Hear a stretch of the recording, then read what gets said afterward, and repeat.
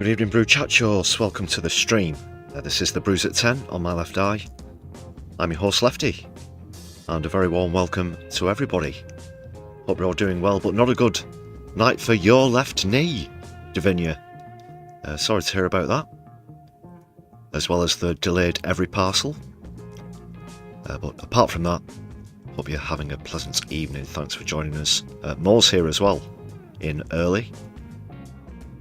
Great to see you both. Solidari-Tea.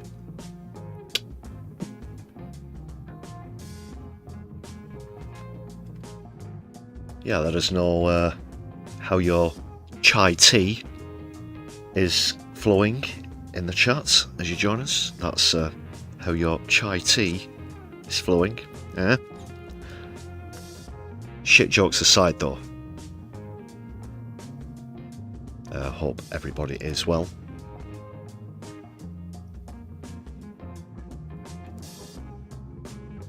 You know, Venezuelan / international crises pending. Davinia, you've already been waiting for an hour. That's excellent. Have you had the video open? Or the warm-up page, I should say. It would be good if you did. Add to the watch time. Something else could also be good. Everyone can join in on hitting the thumbs up button on the stream. First off, please, people. Just get warmed up here for a short amount of time and then get into everything. Edward Sexby, hope you well. Solidari-Tea. Yes, the pieces on the board are shifting, and in fact we do have a poll pertaining to this current situation. Where do you think that Trump's most likely to attack next? Might even happen whilst we're on stream. I for one wouldn't be surprised, people. But we have 4 selections. You're only allowed 4 on these polls. I would like to have more, but here we go. Greenland, possibly a European Union country, Iran or Lebanon. And suffice to say that either those nations' armed forces have been on drills, etc.,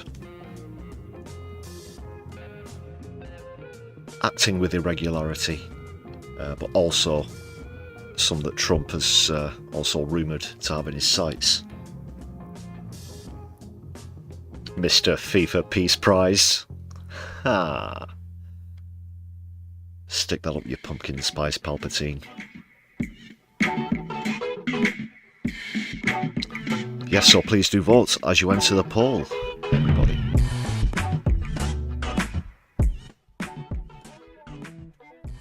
Also make sure that you've got the chat set to live chat,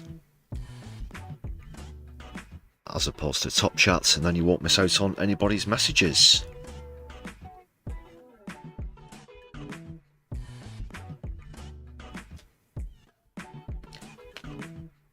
The poll will stay open for the duration of the stream.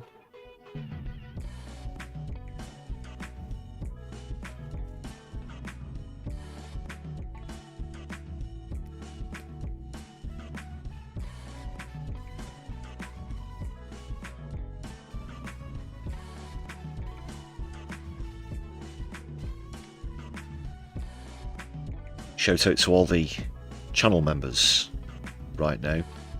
155 on the way towards the 250. We're very pleased with that at the moment.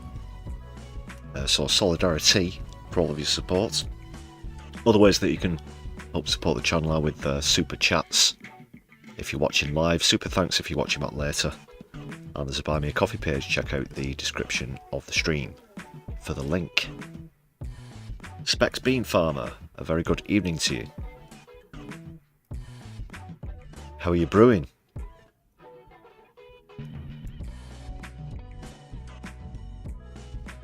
Whilst I'm on the topic of self-promotion, promoting the channel, please, I implore you to give us a share on social media as well.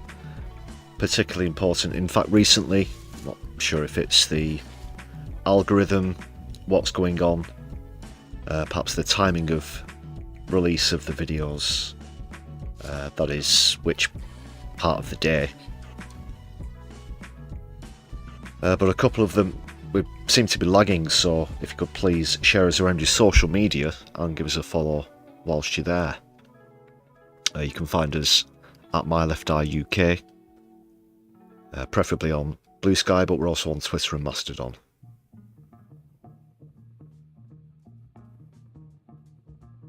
Yes, so please do go to our videos section on the page and share some recent ones, or maybe some of your old favourites round if you're a long-time viewer. I can see a good few long-time viewers in the chat already. Really would appreciate that, people. I think I've covered all bases of self-promotion. I hereby declare the stall is temporarily closed.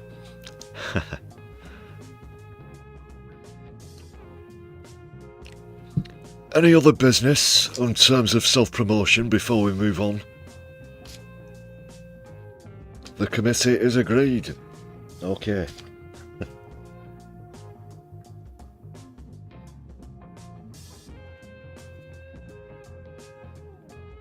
What's coming up? Obviously Venezuela. Yeah. Responses. The latest news, information. Circumstances, so on and so forth. And yeah, we'll be throwing in our 2 cents as well. I'd love to know your thoughts.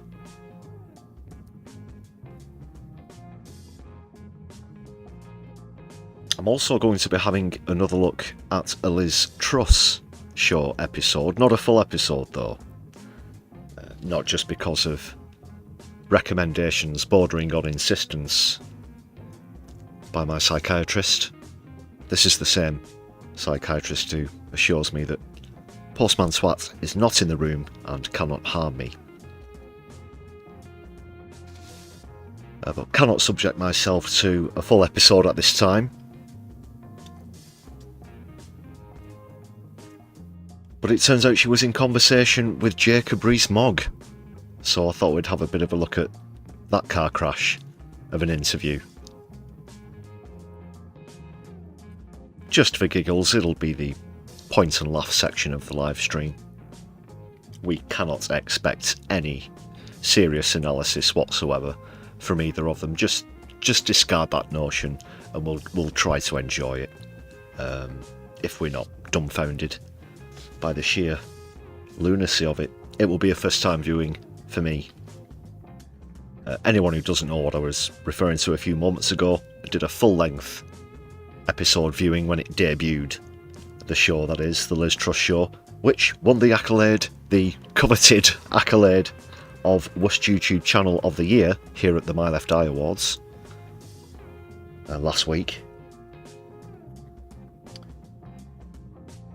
And it was quite a gruelling trial having to go through that full episode. Perhaps worse than the Keir Starmer interview with Laura Kussenberg that we had a look at on Sunday. Oh, that was hard work as well. But I'm hoping with this one, it'll just be more of a face palmy, you know, can't believe what's coming out of the mouths. Now that I've had time to adjust and we know the levels, or should I say substandard levels, to expect from the Liz Truss show. And there's also been some breaking news shortly before I came on stream, not regarding the Liz Truss show. But I'm not going to tell you what it's about, because we'll talk about it later, and you're going to sit and listen through the whole stream. So as a promotion tactic, I'll tease you with the news that there's been some breaking news, but I'm not even going to tell you within what realm or sphere it might be within. Could be significant though.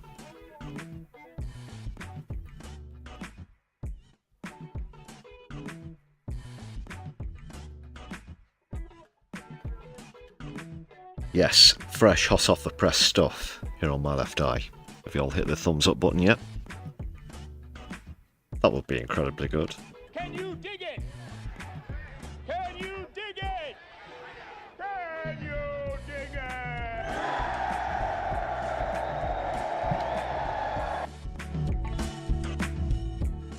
it? Plus a sprinkling of comedy clips as we go.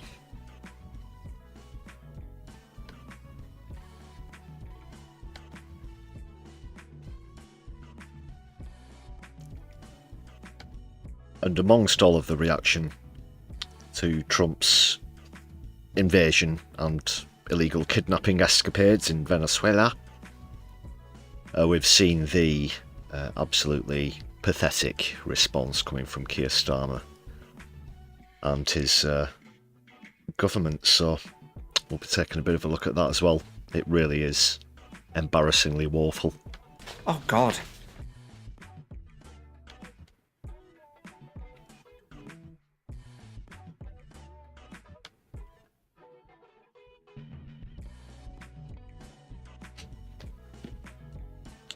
You can include large sections of the mainstream media in that as well, I guess. But we'll take a look at examples of genuine quality pushback as well. People who actually know what they're talking about.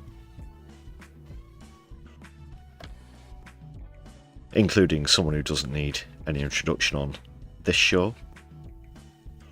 Also, one of the... I nearly said nominees. Sorry, it's not the awards.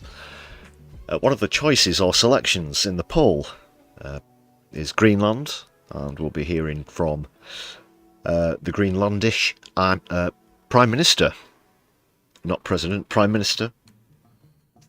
Obviously, about Trump re-emphasising that he might have his potential sights on Greenland, but will he attack there next, or will it be a European Union country, Iran, or Lebanon, perhaps?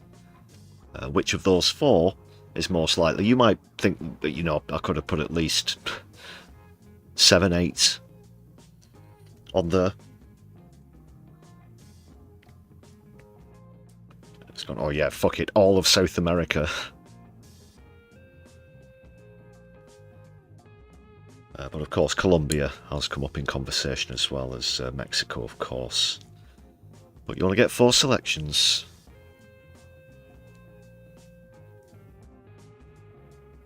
Most of you do think it's Greenland at the moment, though.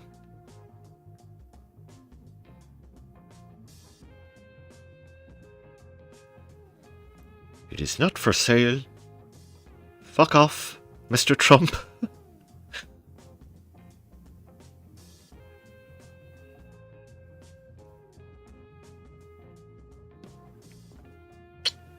We'll go into the ramifications of a possible attack on Greenland as well. Nay, overthrow, if it does go so far. But we'll get into the first of 2 comedy clips. I'm not certain if I've featured this YouTuber on stream before. If I have, it would have been some time ago, but this is quite good. Before I do play it, I want to re-emphasise, this is a parody. It is fake. Okay? If there's going to be any YT shenanigans, I'm being overwhelmingly clear.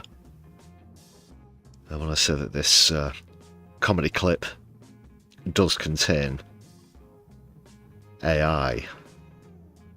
Everybody got that? Good. Okay. So it comes from a channel called Scared Ketchup. Quite a big channel, actually. I was having a look through some of the content briefly earlier. So shout out to Scared Ketchup. There is a link in the description if you want to go to the page, which I recommend you do, and subscribe. Because we're all about shout outs where they're due here on my left eye. Okay. Do enjoy this.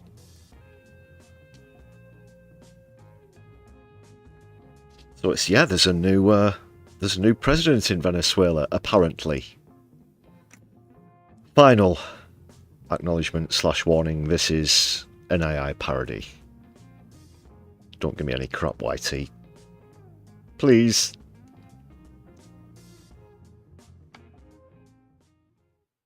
It's very good though. From Scared Ketchup. Scared Ketchup. Hola to my beautiful, very hungry people of Venezuela. Today, I sit before you as your new Presidente Supremo, Maximo, Tremendo. Some people are calling me El Trumpito. I didn't choose it. The people chose it. Many tears. Strong men came up to me, very tan, very oily, crying, "We are going to make Venezuela muy great again. So great, so oily. You have oil. I love oil. We're spiritually aligned." First, new rules. Rule number uno.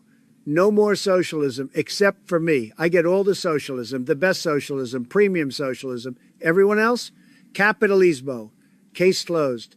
Rule number dos. No more Premium socialism.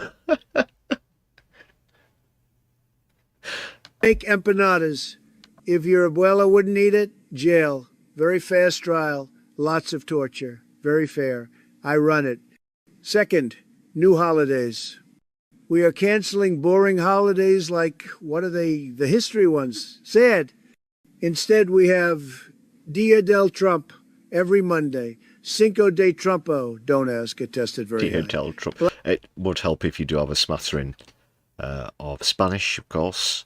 Venezuela being a Spanish-speaking country. It's very good. Dio del Donald. Donald, what did he say? Every Wednesday? Just go back a few seconds. This is very good. I'll just let it play through now. Every Monday. Cinco de Monday. Trumpo. Don't ask. It tested very high. Black Friday.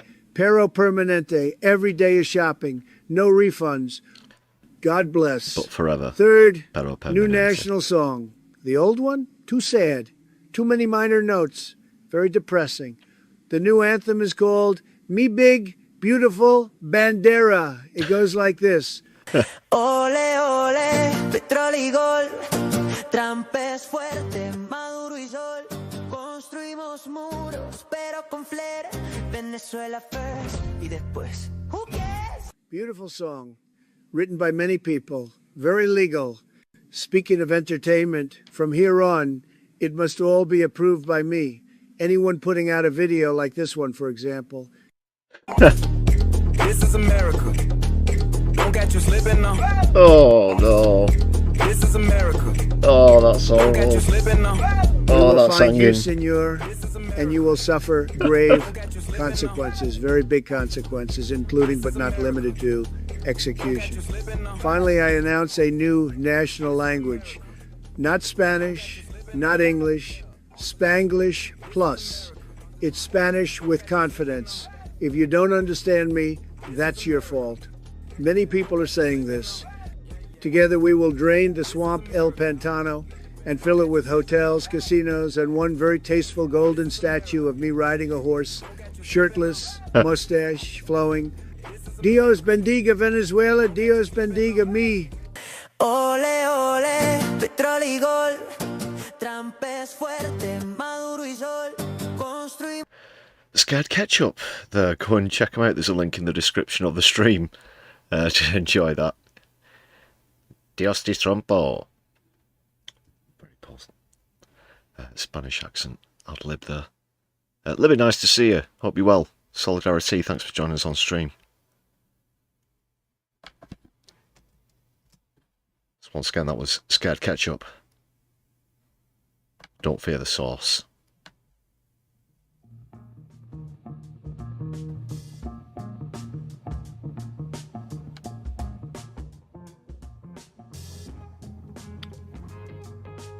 Don't know if they verified their sources on that video.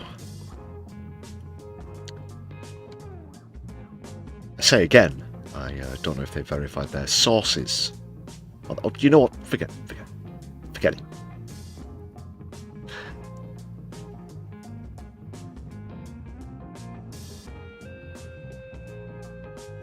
Oh, very good. More comedy. Well, I'm sure there's going to be plenty of baked-in unintended comedy in at least the Liz Truss Rees-Mogg interview coming up in a bit.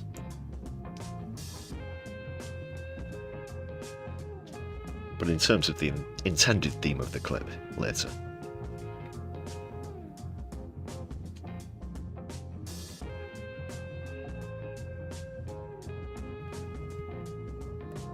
More, thank you. I'm glad you got that one. Solidarity. We do like a pun on the Brews at 10. Don't we, Rick? Yes! Yes! Yes!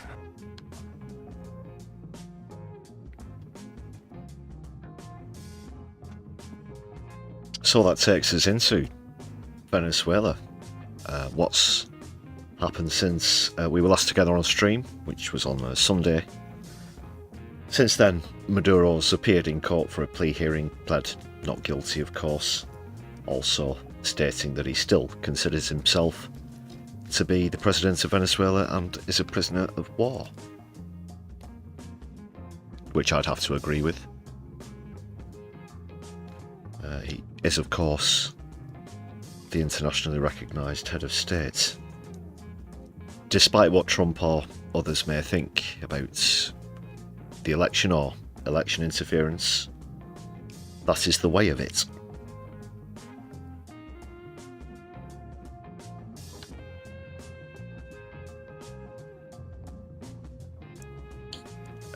But a lot of people, level-headed people, have rightly described this as beyond the pale. But other nations have also been drawn into this. I was nearly going to say inadvertently drawn into this, but perhaps not. Suffice to say the pieces are definitely moving on the board, and there are some pretty big pieces out there where international politics is concerned. Little country you might have heard of by the name of China have responded.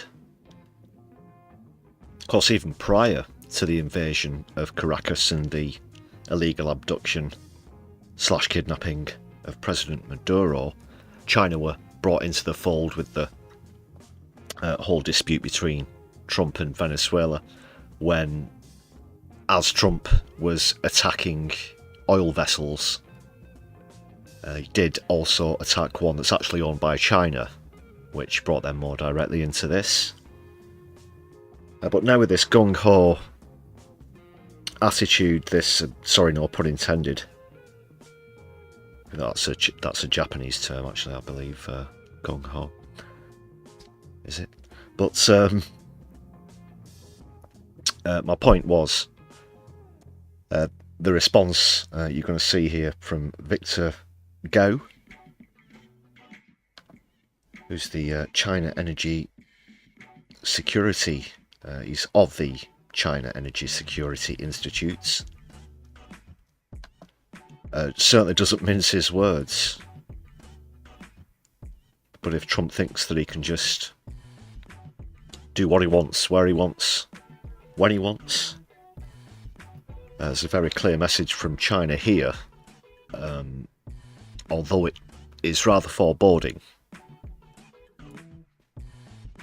If anyone's perhaps wondering if this could be the, dare I say, opening throes of World War III or something along those lines.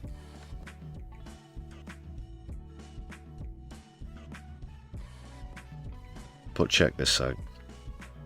And, you know, they've previously said, you know, China's many thousands of years old and they believe it will continue to exist for many thousands of years and has outlived many nations have come and gone, and empires, not just nations, but empires.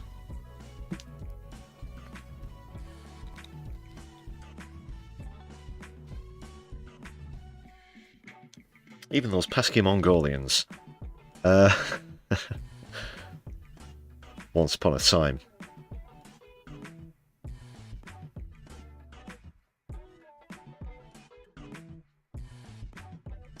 this lined up. So I'm getting slightly distracted here. Okay, there we go.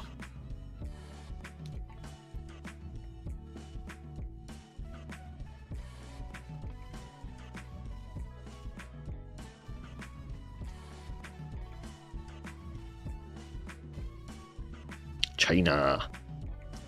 Yeah.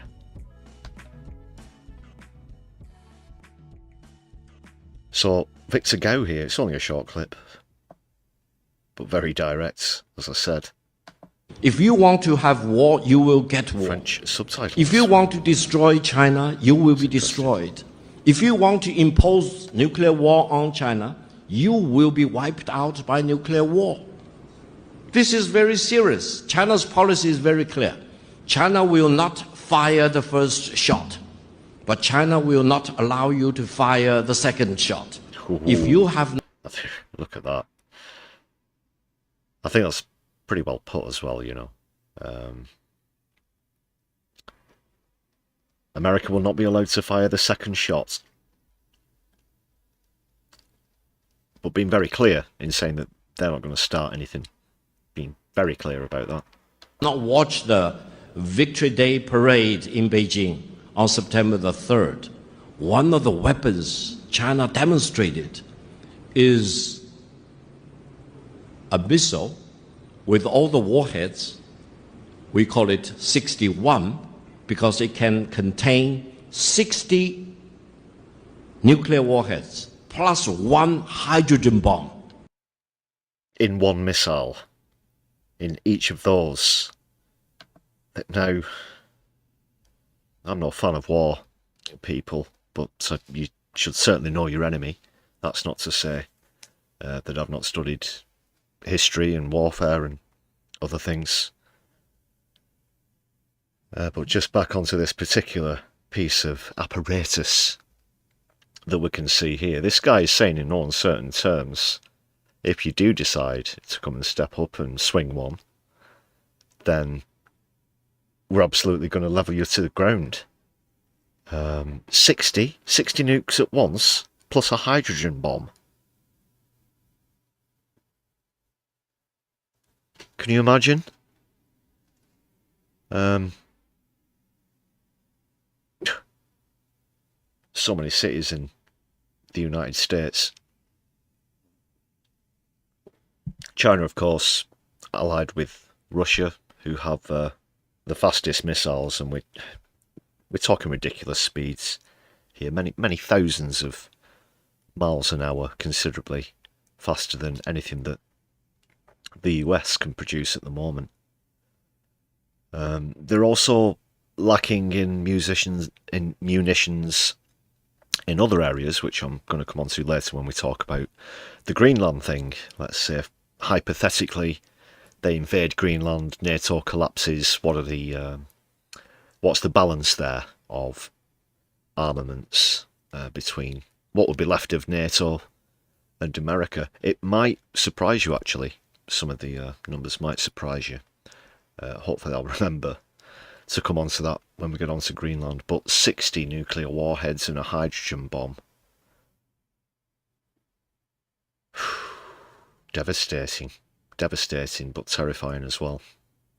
Plus one hydrogen bomb. Now, in the world of today, let me tell you, which country has hydrogen bomb? China is the only country with hydrogen bomb.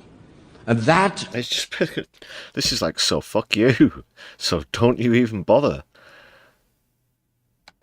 ICBM can cover every corner of the world in less than 20 minutes and destroy any target in any corner of the world without any possibility of being intercepted.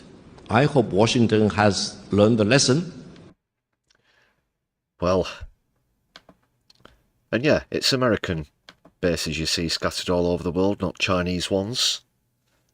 We have them here in the UK. I think there was mention of them in the chat earlier. 10,000 troops already here in the UK. Also several other European countries as well. But that is going to come in to things also. I'll just double check. I might have a clip of a quote here.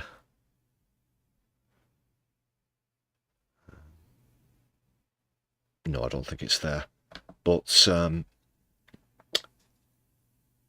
it was a NATO representative from Austria, I believe. I can't remember the specific part of NATO that he pertains to, or the Austrian government, if you'll forgive me for a brief moment. But his point was, hypothetically, should Trump invade Greenland, NATO will collapse, and then essentially every US base in Europe will then be seized. It will be seized, and each individual country will use it as an army base or an army facility for their respective armed forces. So essentially that would wipe out the US presence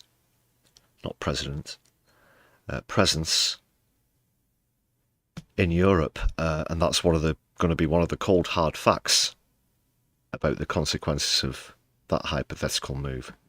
So Victor Go here, just back to this clip. Victor Go, what can you say? Not mincing his words, certainly holding no quarter in how China might respond if they're put in the same situation as any of these countries that Trump's attacked. Let's not forget, of course, the list goes on.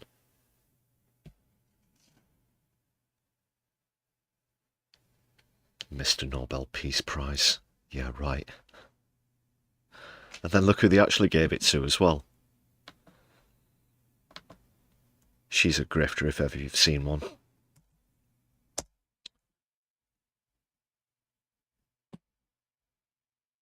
What do you think of that, people? Let us know in the chat.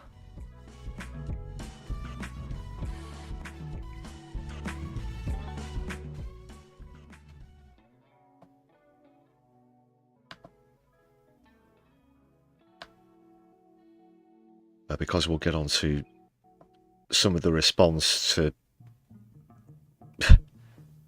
how pathetic the UK government is at the moment.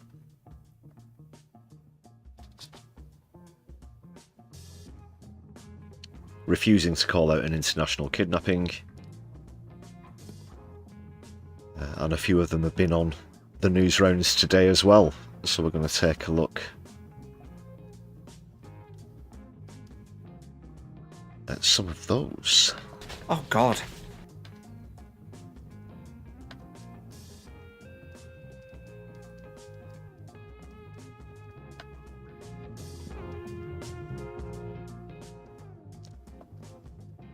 We're going to start with Wesley, who was on Radio 4 earlier today, on the Today programme.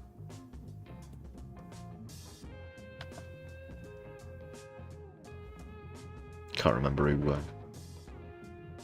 was interviewing him, to be honest. I think it might be Nick Robinson. Anyway, sorry, thinking out loud.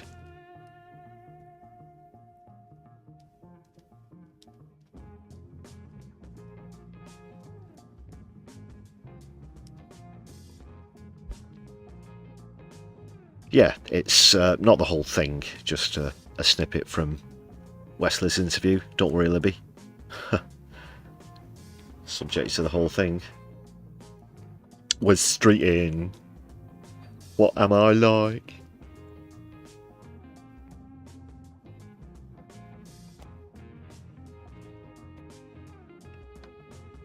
Might be bringing back the Pat McFadden experience as well in 2026. For anybody who's interested. But let's see what Wes had to say.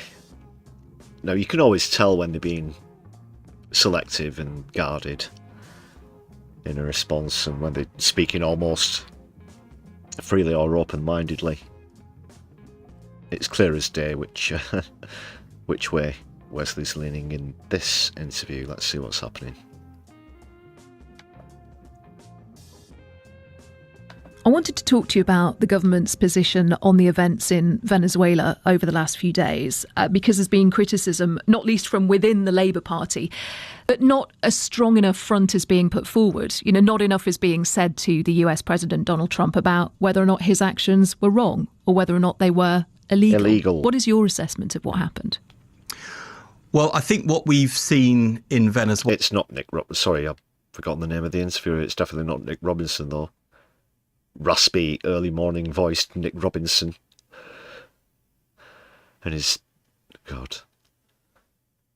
Sorry, I'm not going to go off on a rant about Nick Robinson. Almost did. Let's just crack on. Just wanted to get that in there. Carry on, Wes. Shithouse. Morbid symptoms of the...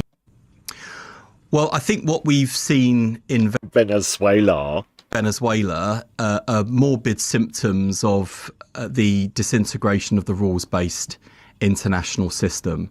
And that is a real concern for the government and for Britain's national interest, because a world without rules is a world in which we are less safe. And that is on the record. But what about the US? This is Wesley, Friends of Israel, streeting, as well as Wesley, Shut Up Wesley, streeting. Sorry, I don't have the snippet in this particular scene, as it's known on the broadcast software. But that's something he's happy to turn his blind eye to, and certainly something that my left eye is more than aware of. Such double standards, such hypocrisy, such a bunch of cretins.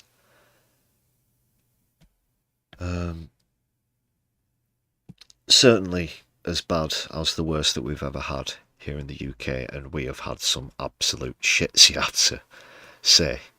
Action. Was it illegal? Was it wrong? Well, I understand the criticisms that are being made of the US action by many commentators, including my parliamentary colleagues, and I listened carefully to what Emily Thornberry, the chair of the Foreign Affairs Select Committee, has said.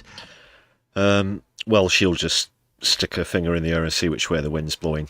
Lost a great amount of respect for Emily Thornberry in recent years. Under Corbyn, she was, of course, quite a tour de force, especially in the media. But, yeah, at the end of the day, she's sort of been exposed as a careerist, as have others. You know, obviously, Angela Rayner, people like that come to mind. Wes Streeting, who perhaps wasn't as convincingly socialist under Corbyn as Emily Thornberry projected, I guess is the word I'm looking for. But yeah, terrible shame. Yeah, shut up, Wesley. Any updates on is it a parcel that you're waiting for there, Davinia? At this time of night, like really? Or is it just ludicrously late? Keep us posted. We've got a troll in the chat. I'm keeping my left eye on that as well, people. I've almost forgotten about what I was talking about when I originally paused it, so I'll just carry on the clip. I respect her and her position on this enormously. Emily Thornberry, that was it. Yeah, just because she came up. So who gives a piss frig about what Emily Thornberry thinks? Sorry about the language. Has said, I respect her and her position on this enormously. What the Prime Minister and the Foreign Secretary are weighing up is a very fast-moving situation in which the UK has influence and leverage with the United States, which is one of our closest friends and allies, and where our security relationship is absolutely intertwined. And so I can tell you what the Prime Minister thinks about in moments like this is how does he make sure he delivers for the UK's national interest and security first and foremost? He's told us that. I'm wondering, what do you think? Postman Twats is not in the room. He cannot hurt you. The dreaded D word. And I think he wedges quite a few in here. But yeah, just skip back straight away, avoiding the topic of legality, which is as clear as day. It's as clear as day. just on the topic of legality as well, it's been rumoured that Mandani might represent Maduro in court, which would be incredible. Yeah, and any court that entertains the notion of these charges and doesn't immediately throw this farce out, you'd have to say, has been compromised in some way. Now, that comes down to how far separated from the executive you think the American judiciary is. But if it is genuinely independent of government and just and fair, then yeah, it will be thrown out. It will be thrown out before it's before it even goes to trial. Well, I think that the Prime Minister and the Foreign Secretary are well placed to judge what they say, how they say it, and when they say it to deliver the best possible outcome. And another deliver in there. So again, what was it Starmer was saying? I think it's going to be in one of the clips I'll show you shortly. But yeah, international law is important. And again, he's pressed as to whether it breaks international law. I really like international law. Yada yada. Now, I can't believe there are still elements of the population who are willing to give any amount of credence or respect for anybody who displays themselves that way in TV interviews. We saw it with the Tories for nearly 15 years, when they're absolutely banged to rights in having lied or simply avoiding a question in a fashion that presents an obvious answer. In this case, yes, it is a clear breach of international law.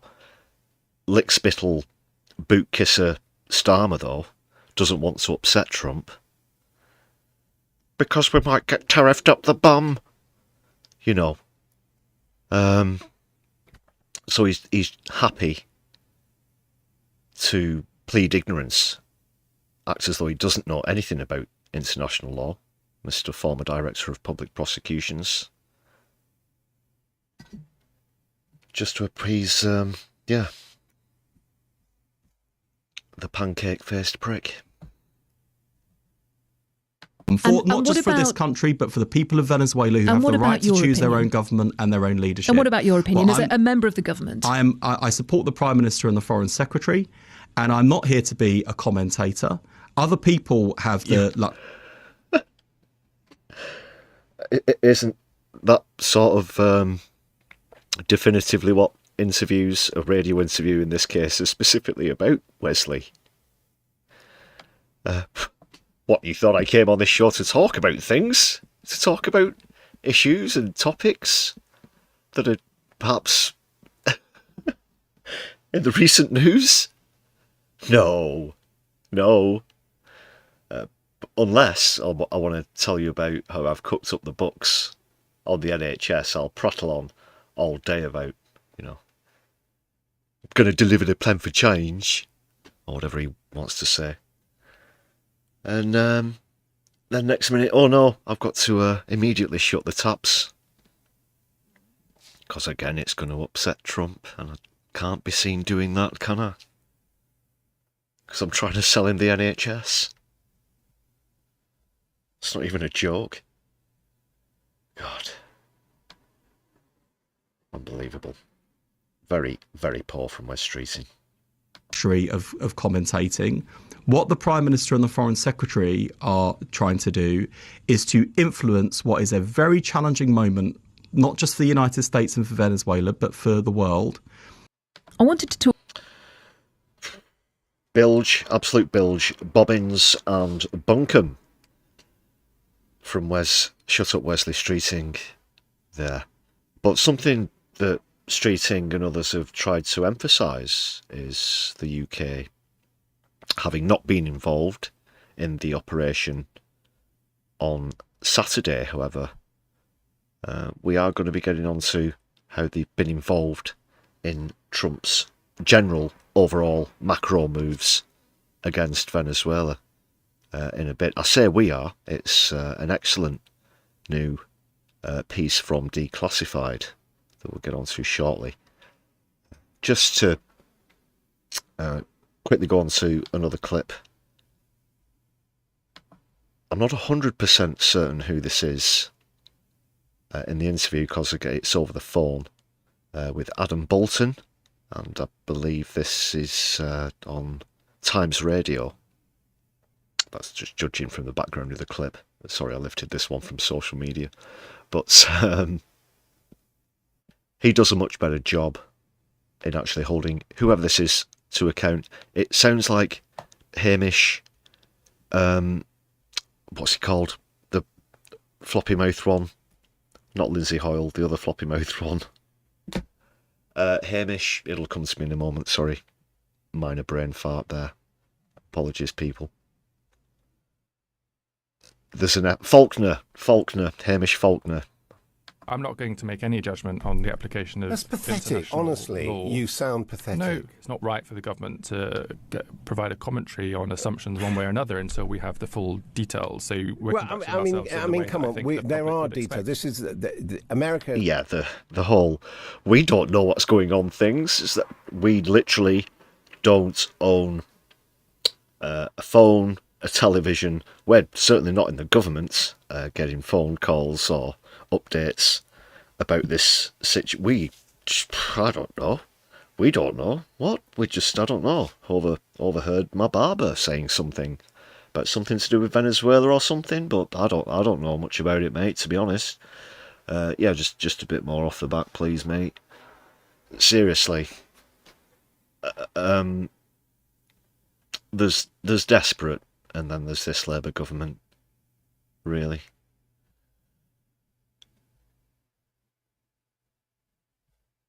Gone in. It's taken out the president and his wife. Yeah, It's brought them back to that was a thing. It's confirmed that happened. It's all over the papers. And this isn't some tin hat thing that, I don't know, some far-right campus douchebag is throwing around Facebook. This is real. These are confirmed facts, established facts. Some people were speculative at first. There were a few phony rumours that he had been severely injured or killed, and then it emerged that it was his wife who was actually the one who sustained some minor injuries, although that is going to come up in the court as well. But I digress. That's what happened.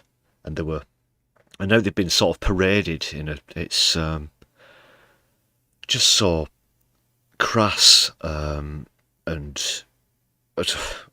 the whole thing is awful.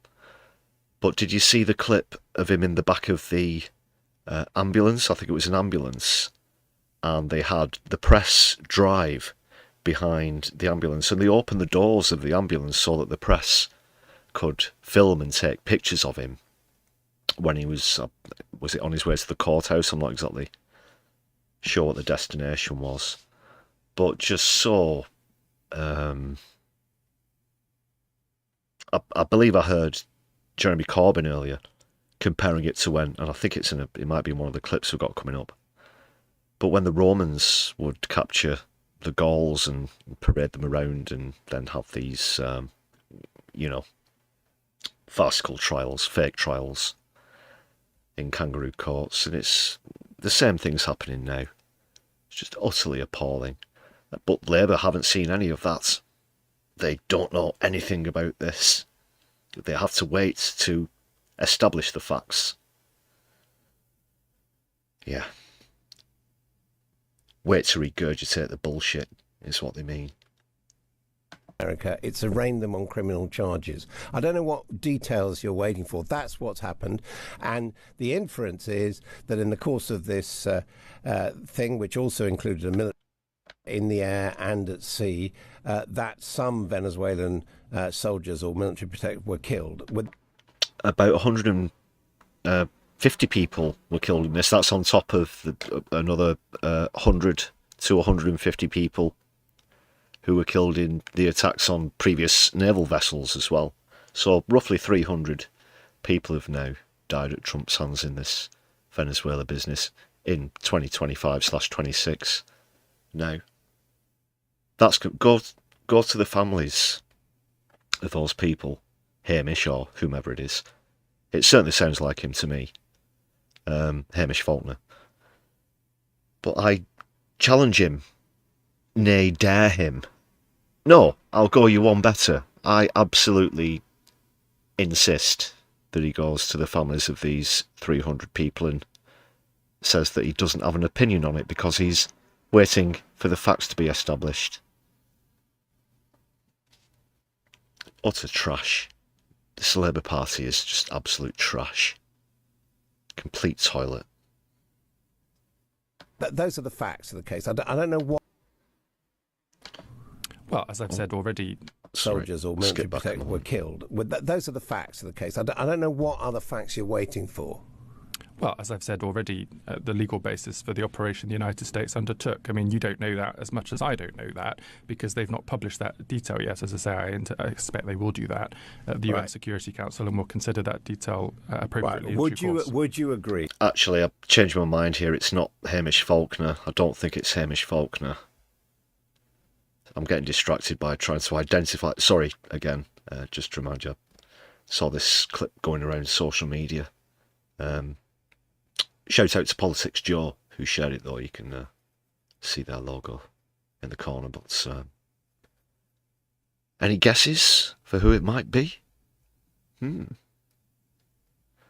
Slap him with the gauntlets. Yeah, I wish. Non-violently, of course.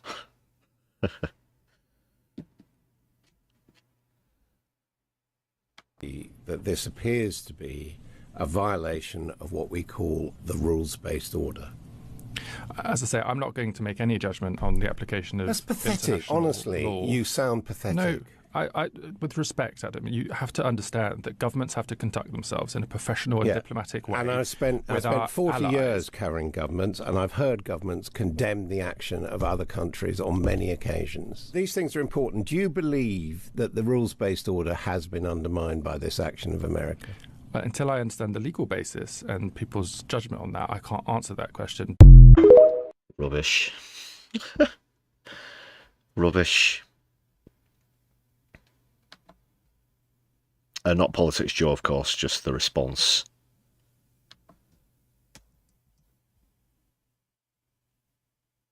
From Labour. But like I said, the government's been involved in these dastardly dealings or goings on in Venezuela in the prelude to this. So we're going to see this video from Declassified. Shout out to the bullshit detective who pointed this video out to me earlier. I'm a big fan of Declassified. I just hadn't had time to catch up with them, but this one's fresh off the press. Thanks again for the recommendation. Going to watch it with you, dear people, for the first time now. Keir Starmer has refused to condemn Donald Trump's attack on Venezuela and the kidnapping of its president. Has US action in Venezuela violated international law? Well, the most important thing in Venezuela... Return the sausages. ...is a transition to democracy. But has it violated international law? Well, the framework has to be international law. France, Spain, Canada, Germany, as well as the UN Secretary-General have all said that the US has violated international law. Has the US violated international law? Well, international law is really important. Although the UK was not directly involved in the military operation to capture Maduro, it has long been involved in a campaign to destabilise and sanction Venezuela. Joining me now to discuss this is my colleague, Dr. John McAvoy. John, you're an expert on Latin America and the author of a forthcoming book about Britain's role in the region, so it's great to be able to discuss this with you. What was your immediate reaction to events in Caracas? My immediate reaction, like many people across the world, was shock. Shock at the brazen imperialism of the US regime under Donald Trump. Shock at the kind of brazen, naked imperialism of his proclamations about his interest in Venezuela's oil. Venezuela right now is a dead country. We have to bring it back. And we're going to have big investments by the oil companies. So what is going to happen to those reserves? Well, we're going to Can't even run his own country. There's spice heads falling over in the streets of San Francisco, for goodness sake, and he wants to go in elsewhere. Able to, go into the capital of Venezuela, Caracas, kidnap the president, and then leave with no U.S. service men or women injured or killed. Very little of their material was damaged. So it was a very shocking turn of events. And distinguished lawyers close to Keir Starmer, like his friend Philippe Sands, has said that this is a manifest violation of international law. But that's something that Keir Starmer himself seems unable to say. Why do you think that is? Yeah, I mean, as you say, Keir Starmer came out on the BBC and refused to condemn or even acknowledge that this was a violation of international law. They sent out ministers onto the media like Darren Jones to say the same thing. Surely it's important on those who believe in the even Kossenberg had Starmer bang to rights, and she's an absolute fool. Say, you've broken it, not just to dodge it because they're friends of ours. For sure, but we're not the international court, we're the UK government. No, the international court we're supposed to be an exists. important That's country. Yeah, we are. Sorry, who was in the Times Radio clip?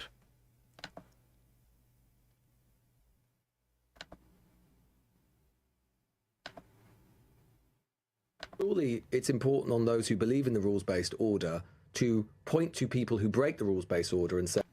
And refused to condemn or even acknowledge that this was a violation of international law. They sent out ministers onto the media like Darren Jones to say the same thing. Surely it's important on those who believe in the rules-based order to point to people who break the rules-based order and say, you've broken it, not just to dodge it because they're friends of ours. For sure, but we're not the international court, we're the UK government. No, the international court we're supposed exists. to be an important country. Yeah, we are. You don't sound like you're speaking for an important country. It's definitely, you sound like you're speaking definitely on behalf of a Jones. supplicant country who's afraid of a bigger country. I disagree with that assessment. I still don't like Hamish Faulkner, though. Just want to get on the record about that one. As I say, I'm not going to make any judgment on the application of... Oh, here it is in this Now, video what's again. interesting about the UK government's Confirms position is that they're effectively saying it's an issue for the United States to justify what is done in Venezuela, and it's up to the international courts to adjudicate on whether or not it's a violation of international law, even though every kind of human rights lawyer or every person, across the world can see quite clearly that this is a flagrant violation of international law. And I think the UK government is being particularly dishonest about this as well, because each governmental department, particularly the Foreign Office and the Ministry of Defence, they'll have their own internal legal teams that are advising ministers on whether this was in fact in line with international law. Another important point on the issue of international law is that over recent months, the UK reportedly ended drugs intelligence cooperation with the US in the Caribbean over concerns that the US airstrikes on small boats in the Caribbean and the Pacific Ocean as well were actually illegal. We're also aware that the British servicemen who were on board some of the US naval ships surrounding the region were instructed not to participate in any US military attack on Venezuela. Why were they instructed not to do so? Because of concerns that the US was engaging in violations of international law. So we see a clear contradiction here between what UK ministers are saying and... So they know it's a crime when they tell UK troops to stand down, but they don't know it's a crime when they're in front of the media. What UK ministers have been instructing intelligence officials and British military personnel on what to do, because clearly they are aware that what the US has done in Venezuela is against international law. And while UK government ministers are trying to distance themselves from... And I also want to say at this point, I'm not sure I've mentioned this on stream prior to this, but I think every single one of the US service personnel who was involved in that should be utterly ashamed of themselves. And the only thing that allows dictators to get away with things like this is participation of the troops. If they know that it clearly breaks the Geneva Convention, any other international statutes, then they have rights not to carry it out, and some famously have, and subsequently being court-martialed, etc., refused to participate in the genocide in Israel, for example. So yeah, not just shame on Trump, but shame on them, because if they didn't know that that was a clear violation, then they're not fit to be in the armed services. Making any judgment over the legality of what Donald Trump has done. They're quite keen to remind everyone of the human rights abuses and investigations into Nicolas Maduro, aren't they? I mean, this is what Yvette Cooper said in Parliament yesterday. This was an authoritarian dictator who is being investigated by the International Criminal Court for crimes against humanity. And therefore, that is why the Prime Minister said we will shed no tears for the removal. His reputation does not come into it whatsoever, Cooper. Not at all, not one iota, not nearly as much as you wish it did, or Trump wished it did. Again, just to remind you, he is the internationally recognised head of state of Venezuela. Of Maduro. One of the main legs that she relied upon was an ICC investigation into Nicolas Maduro. And what she said was that this investigation effectively justified the kidnapping of the foreign head of state. Now, if you apply, now this is just an investigation at this point, there are no arrest warrants. Now, if you compare this approach to the UK government's position on the ICC arrest warrants for Benjamin Netanyahu and Yoav Gallant, who have been overseeing a genocide in Gaza, you can see the clear double standards, right? Is the UK going to go in and support the kidnapping of Benjamin Netanyahu from Tel Aviv? You know, clearly not. So the UK government is effectively picking and choosing when an ICC investigation is worthy of attention and respect. Yeah, another double standard. Of course, as soon as Netanyahu steps foot or steps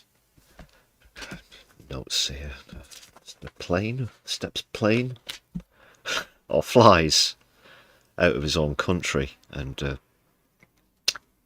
into, including the airspace of an ICC signatory state, then he should be arrested or grounded and arrested, depending on his mode of transport.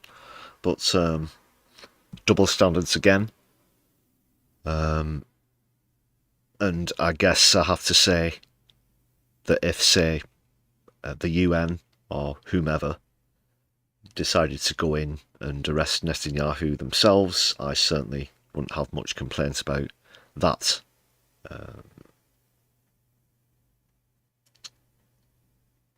But this is,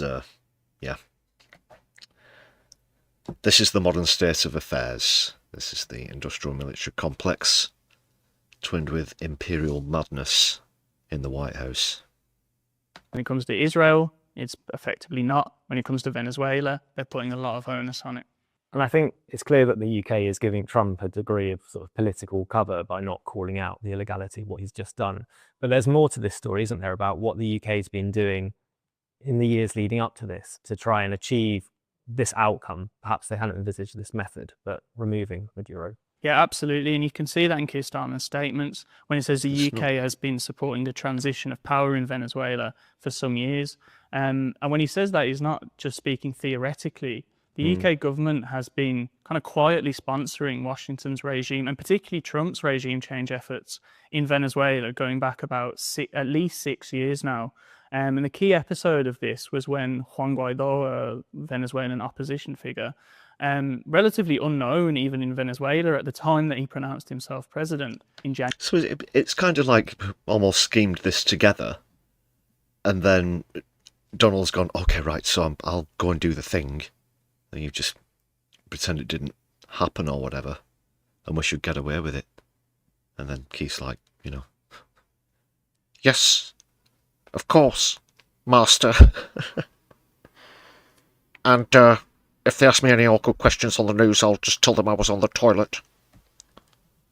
January 2019, the US put a lot of pressure on the UK government to recognise Guaido and acts accordingly. And one of the key things that the UK government did at this time in 2019 was to freeze over $2 billion worth of Venezuelan gold that was being held in the Bank of England.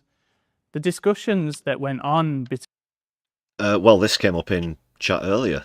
Yori Gibson, your moment has come. The gold. How much? Just go back a little there. That was quite a big chunk of change. And one of the key things that the UK government did at this time in 2019 was to freeze over $2 billion worth of Venezuelan gold that was being held in the $2 billion in gold. Bank of England. The discussions that went on between... Which is worth its weight in gold. Then Foreign Secretary Jeremy Hunt and his US counterparts are quite interesting. I mean, according to John Bolton, the former US National Security Advisor, Jeremy Hunt was no relation to Adam Bolton, who we saw on earlier. In fact, it's a different spelling. Delighted to freeze Venezuela's gold in support of Washington's coup efforts. And that gold, it remains frozen today. But back in 2021, during the COVID-19 pandemic, the UN Special Rapporteur on the negative impact of unilateral coercive measures, Alina Duhan, she consistently and repeatedly demanded the UK government to release that gold so the Venezuelan government could pay for medicine, could pay for effectively humanitarian goods, and including... And then we go, oh, look how the economy's struggling under Maduro. And it's the same with Cuba. They've been sanctioned since what? So that'd be 59. And not soon after Castro took over in the 1950s. So they essentially asphyxiate a country's economy and then point and go, oh, we've got to get rid of this guy. Look, they don't know how to run the country. It's one of the oldest tricks in the book, and it's happening right here in Venezuela. We're party to it as well. Just while I've got this paused, Aaron, great to see you in the chat. If you want to send me, is it something pertaining to this situation? Just send us an email over or something with a link, and we'll check it out. Andy Carter, great to see you as well. Solidari-Tea. So yeah, all about the gold at the moment. Yori. Made up of how many gold bars? 40,000? Is that? Well, it's 2 billion worth. That's a lot. That's a lot. Food as well for the Venezuelan population, and the UK government repeatedly refused to do so. And this wasn't the only way that the UK government contributed to Trump's regime change efforts in Venezuela. I mean, it wasn't just freezing the gold, it wasn't just recognising Juan Guaido. The Foreign Office also set up a secret Venezuela reconstruction unit, effectively designed to plan for the day after Maduro's removal. Now, the Venezuela reconstruction unit wasn't, publicly acknowledged by the UK government. It wasn't revealed in Parliament. The Venezuelan government said they had not been told about it neither. And it's not surprising why. They were meeting with Juan Guaido in London in January 2020. The Venezuela Reconstruction Unit, and particularly John Saville, the diplomat in charge of it, they were travelling to Caracas and having meetings. The fact that these Venezuela Reconstruction Units, and again, just the same old, huge powerful countries pointing at a map and saying we'll change this and get rid of these people, install this puppet there, just outright eradicate this country altogether, maybe have a push at that one.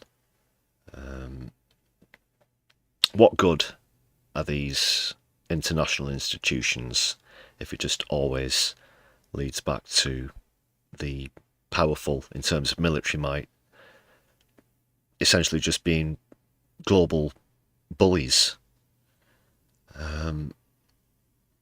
Whether it's the League of Nations or the United Nations, all of these things that are designed to prevent this clearly failed. And the League of Nations was created over 100 years ago. It's 21st century people. Planning for basically UK involvement in Venezuela's energy sector. It's important to remember that Venezuela has the largest proven oil reserves in the world. They were planning for a British involvement in Venezuela's energy sector in the event of Maduro's removal.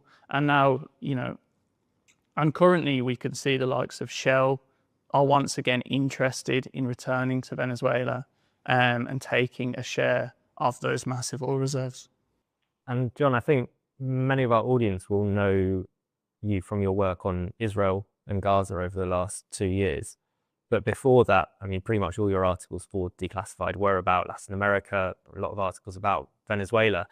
And I feel like at that time you were having to try and argue the case that, on the one hand, the Foreign Office was talking about the human rights situation in Venezuela, democracy and so on. But really what was motivating them was the oil. You just mentioned has the largest proven oil reserves in the world. So when Trump just came out and... Well, yeah, we spoke about this at length. The best way to summarise it is, if this was about drug trafficking, as Trump claims it is, primarily, then oil wouldn't even come into the conversation, but it's all that he wants to talk about, is how much they've got and his intentions for what to do with it, which aren't going as planned so far, actually. A lot of the stock that initially rose in the days after the kidnapping have now crashed because this isn't going to fly. Said this at the Mar-a-Lago press conference, that explicitly this was about oil. So how did he feel then? Did he feel vindicated in a way? Certainly vindicated, yeah. It's been quite incredible, in fact, to see the UK media's coverage of, what happened in Venezuela back in 2019, but also currently. I've seen this described as a form of zombie liberalism, where even as you've got Donald Trump saying he wants the oil, he wants control of the oil, even when you've seen ExxonMobil's share price skyrocket in the past few days, you still have liberal commentators in the mainstream media, in The Guardian, in the BBC, asking questions like, is this really about the oil? Some of them are actually covering this issue and not mentioning the oil. Well, I think as I said, that's now come down from those in the stock value. That is one of those, of course, the vice president was sworn in. Trump hasn't said how he's going to run the country. The military have certainly said that they're against it. And at the moment, the vice president is the de facto leader of Venezuela. So, apart from the fact that they have acquired Maduro, they haven't got one extra barrel of oil because of it. It was an in and out operation, and now they've obviously stepped up with a heightened alert in the country, as well as others. In fact, this is where it is most likely to potentially get hairy. You've got to consider this, people. At the moment, as I'm speaking, roughly 1/3 of the United States naval fleet is off the coast of Venezuela. 1/3 of the entire naval fleet, which is massive, America's naval fleet. Do you know what the second biggest air force in the world is? It's the US Navy. Yeah. Trivial fact. But you now have China, other European countries moving ships around into the vicinity, and in fact a lot of ships are actually making their way around the embargo, around the blockade. But whether there'll be a response to that, there's not been any shots fired yet, of course, but like I said, this is what's happening. The pieces on the board, people. Time to get Gary Kasparov on this. Oil whatsoever. One of the more interesting things about the BBC in this most recent episode of US interference in Venezuela was that the BBC editors were instructing journalists to refer to the kidnapping of Maduro as a capture, not a kidnapping. They were explicitly said, do not refer to this as a kidnapping, when the world can see very clearly that this is a kidnapping. So I think then, as now, you've got the mainstream media effectively providing cover for the brazen illegality of what Donald Trump is doing in Latin America. And one of the other pretexts is that this narco-terrorism charges against Maduro, that he was involved in drug cartels, that case is now going to court in the US. You've looked at the indictment against Maduro and his wife. Can you tell us, how strong do those allegations look?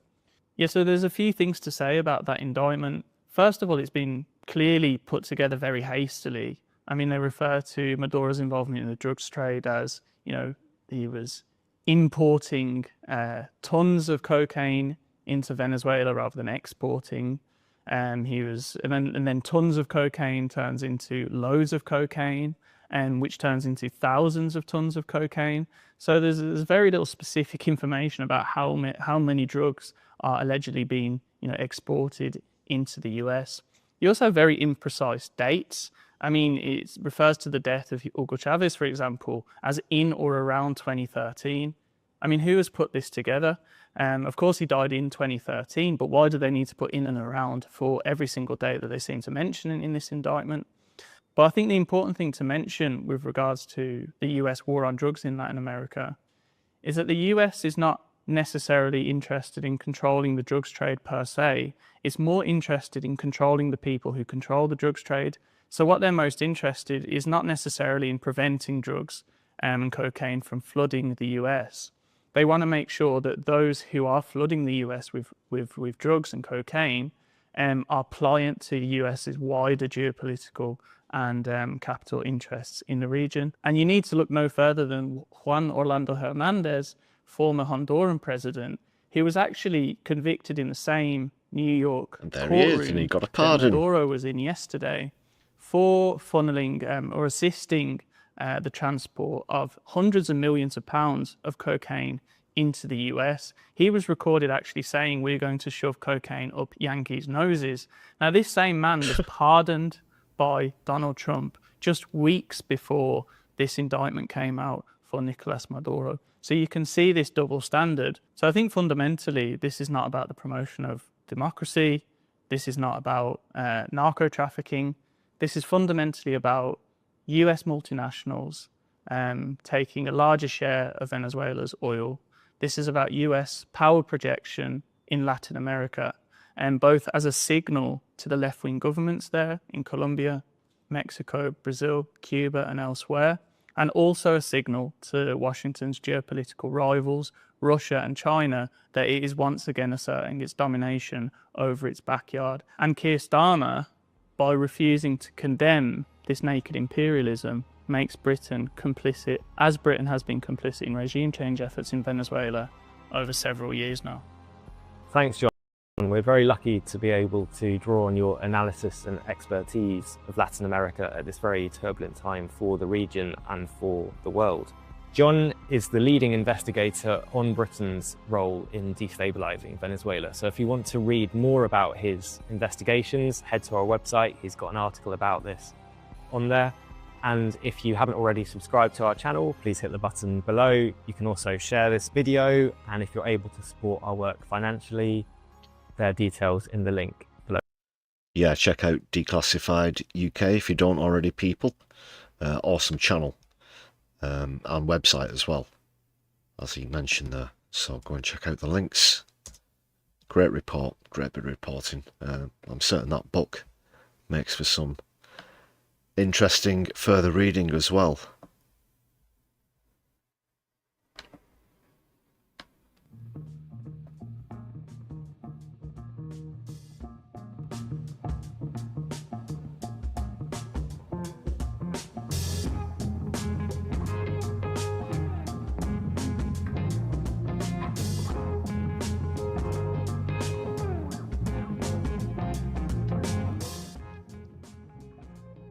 We shall make haste now, people, because we've still got to get through that Truss interview and things. First of all, though, revelations there about the UK government, but how are people feeling overall about Starmer at the moment, particularly as a consequence of this? So, for example, how would Starmer's popularity compare to Maduro's and other individuals, for example? Let's take a look at the latest one from Stats for Lefties. It's a downward poll of unpopularity, so there it is.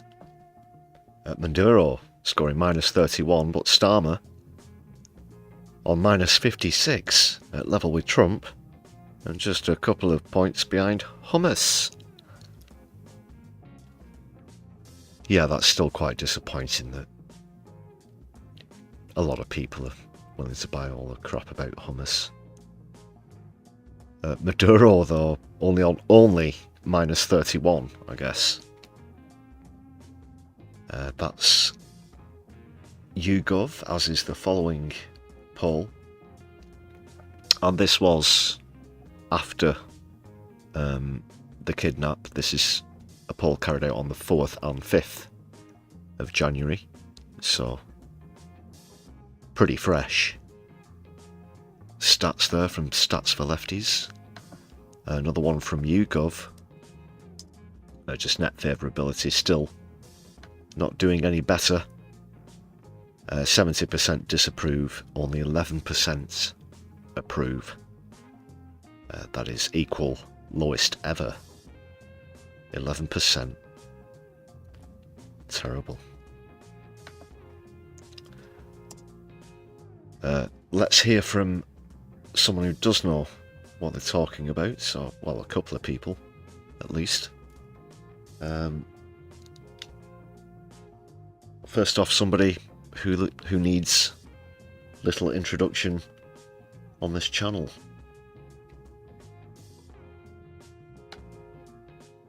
In an appearance with it's Darren McCaffrey, I think. So let's take on your second point then, which is this is from the Human Rights Foundation, again another widely recognised international organisation. It says that last year's election was patently fraudulent. And that is the agreement of lots and lots of organisations and countries. Nicolas Maduro is not the legitimate president of Venezuela. He stole that election last year. That is the assessment made by quite a lot of organisations. It's not the assessment made by everybody in Venezuela. There are people who clearly do support Maduro and still do support Maduro. That is do you think he's the legitimate president? Do you think he's to move the whole conversation onto protecting Donald Trump? Because you're saying that you're protecting Donald Trump. Completely unbiased interview there. Just wanted to interrupt to thank Mo for the gifted membership, taking us up to 156. Pitchforks are coming. Hope you enjoy your perks. Hit the perks button to find out more about those. Thanks again, Mo. Shout out to Mo in the chat, please, everybody. So, Mr. Agenda here. Trying to go right at it, but I think Corbyn's handling this pretty well. Let's get back a couple of seconds. Do you think he's to move the whole conversation onto protecting Donald Trump? Because you're saying that you're protecting Donald Trump. You're protecting Trump. Well, your party is claiming that he needs to be returned back to Venezuela, that he is the legitimate head of government. Yes, and yes, he is. Of course. Corbyn's completely correct. You're essentially trying to justify what Trump's doing. You're trying to justify an illegal kidnapping. And this is Donald Trump we're talking about. There are several other things that we could say about his proclivities, if you want to put it like that. But that's the sort of person that you want to back. These are the kind of actions that you want to get behind. Typical right-wing, just essentially being a bastard to try and look tough, or for, to assert dominance in an attempt to assert dominance in the debate, but completely impervious to the facts, I should say. A couple of more gifted memberships coming in just there. Let's a quick scroll up. Thanks again for the support. Andy Carter. Solidarity. Shout out to Andy Carter in the chat as well, please, everybody. 157. Change the figures now. Thanks again, Andy. That he is the president. Constitutionally, he is the head of government. I'm saying to you... Hype train, choo-choo. Who are we to decide what... Well, I'm not... It's not we. It's lots of international organisations who follow these elections. The next stop is Revolution Square. That's Revolution Square, where this service will alight. Lots of democratic countries around the world. President Maduro stole that election. And lots of countries around the world are now, today, saying that what the US has done is illegal, is wrong, and is a violation of all aspects. And Davinia, sorry, with another gifted membership, so 158. Excellent. Thanks, Davinia. Solidarity. 158.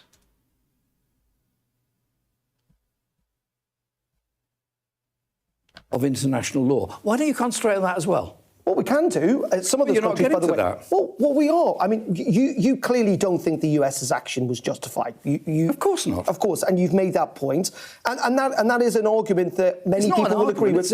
It's a clear point. Exactly. And how many times do we see them go, oh, well, that's just your opinion, when you state a clearly demonstrable fact. That, oh, well, if you say so, or that's an argument. It's not an argument, it's the facts. This is, you know, what a complete douche. Darren McCaffrey, I'm not very familiar with his show. I do have to be, well, I have to consider myself fortunate, at least, I guess. But, yeah, he's awful. This is dog crap. Violation of every aspect of international law. And even governments that were not terribly supportive of Maduro, Latin American governments, Chile, for example, which was actually quite critical of Maduro, they have joined with other Latin American heads of state in saying this is absolutely wrong. And another shout out in the chat, Stu celebrating 7 months of standard membership. It's been great to have you with us all the way, Stu. Solidarity.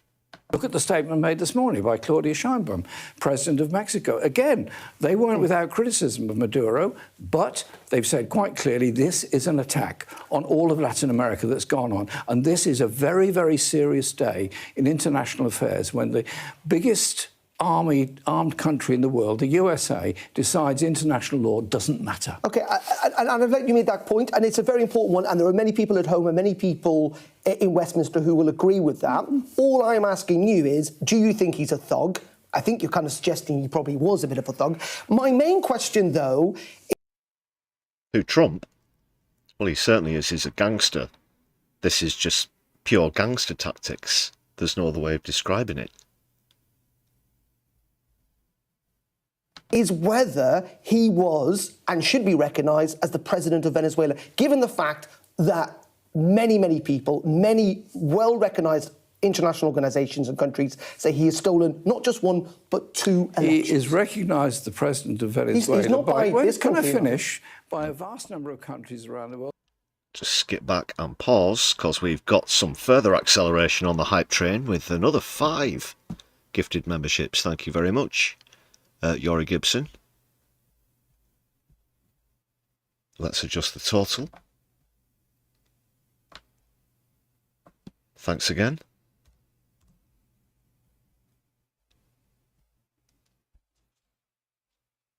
Skimming up, skimming up. Scroll, scroll, scroll. Yeah, Left of the Box was one of the recipients of the 5, but hope all 5 of you enjoy your perks if you're watching.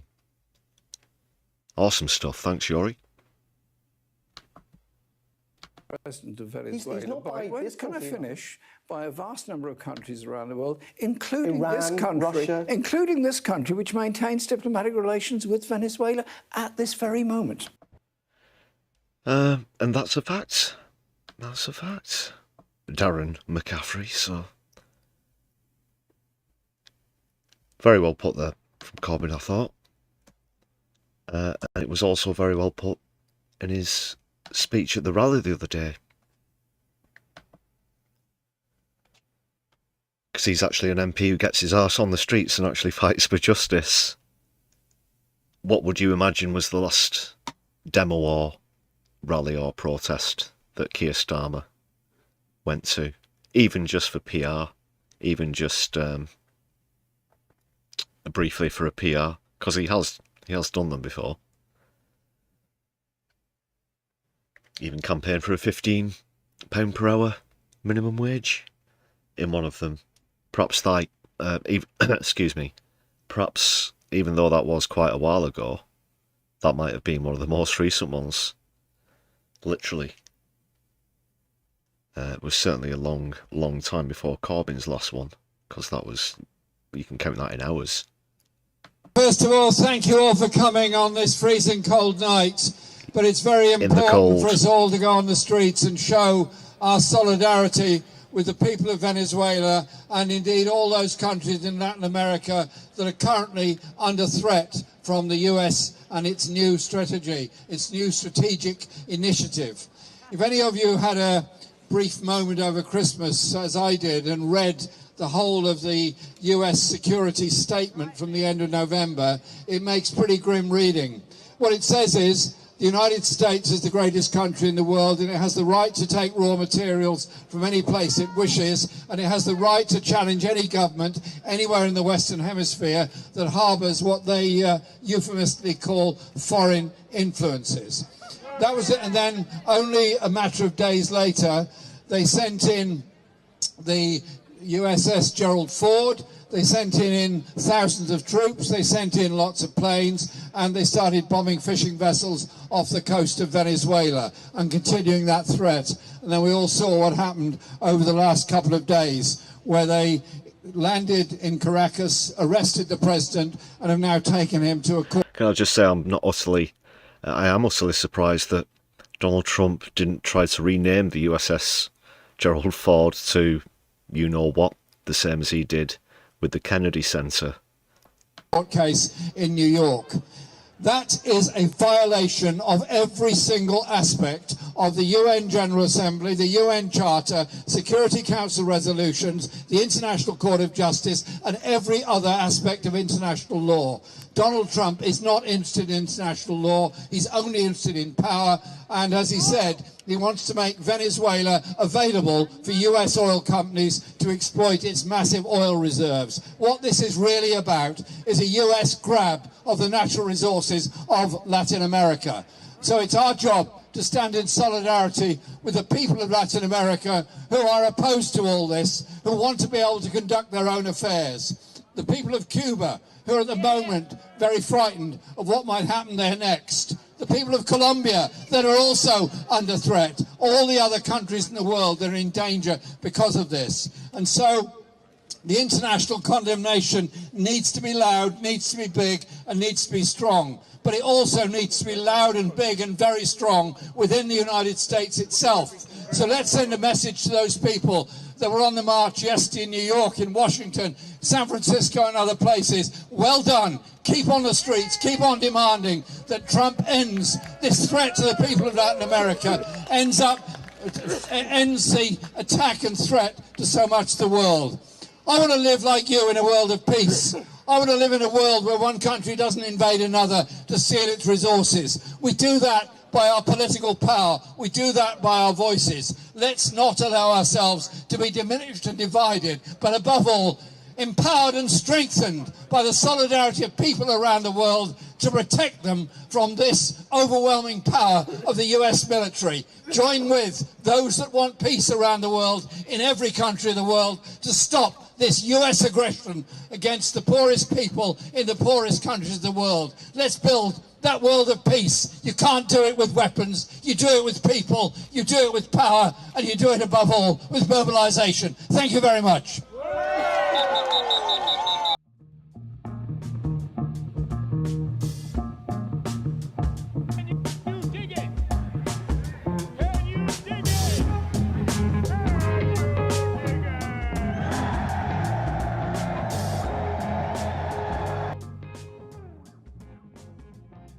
I can dig that. Very well put. Preach, preach.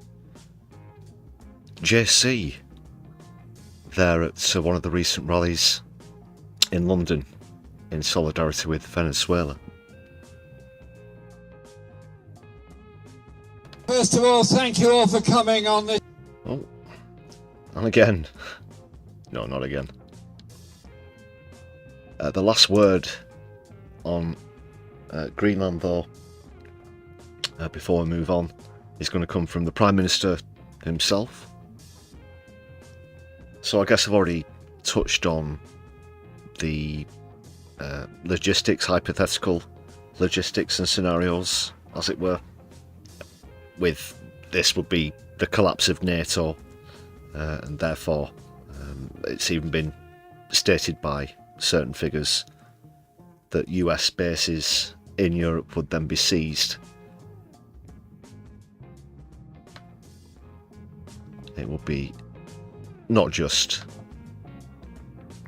an immoral move, an illegal act, but it would be folly.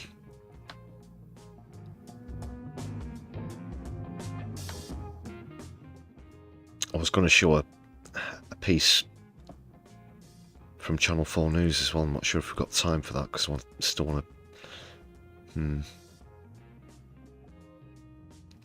Unless we skip the Truss Rees-Mogg. Save that for tomorrow, after PMQs maybe, because PMQs will be back. And so will Keith's catchphrases with it. So we could... Because it's about half an hour, to be honest. And that's if I just play it without stopping it.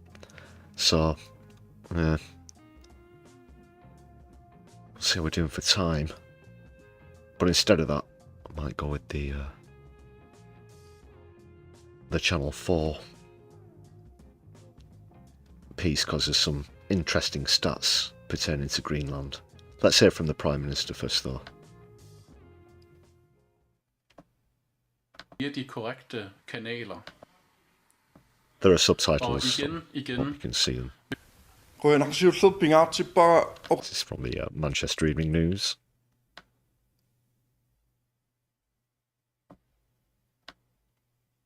Jens Friedrich Nielsen. I'll just make the subtitles as big as I can without cutting them off.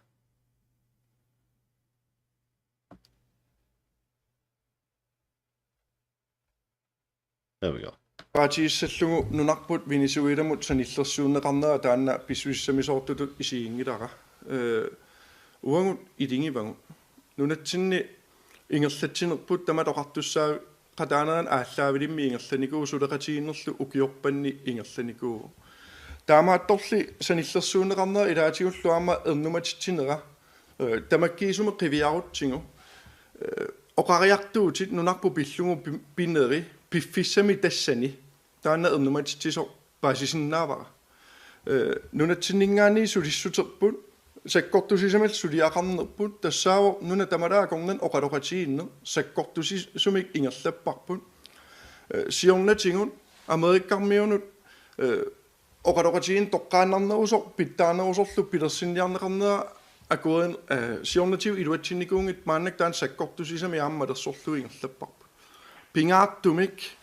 сулеқатигиннер налигиннаасор питтаасорлу утертиттариақаратсигу оқассуунга мааннак наалаккерсуиснингаанни такорлуунгиларпут уннуами аама тассани иниссисимасоқангилар уннуами америккармиутикериасаарлутик арлаанни илиусеқассасу тассани тоқангилар таамаам уивиссангилагу оқалоқатигин питтаасор утертиссуарпут упалунгарсиманиссаму тунгасу налигиннаасумик атаавартуми мисиссуиффингаагут аама қулааяаффингаагут таана соорунами аамааннаккуингерла.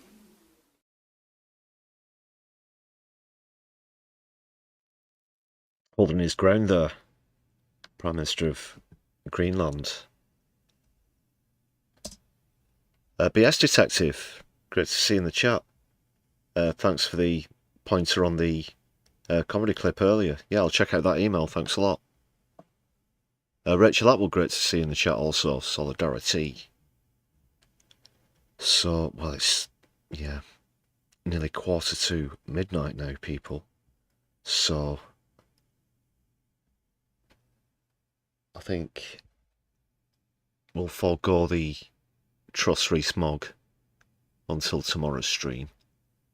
Post PMQs, post Keith's catchphrases, and check out this assessment here. It's not too bad from Channel 4. As mainstream media goes. But they made some pretty solid points here. I just have to upload this one live on stream due to the unprompted change in scheduling. He says he... I'm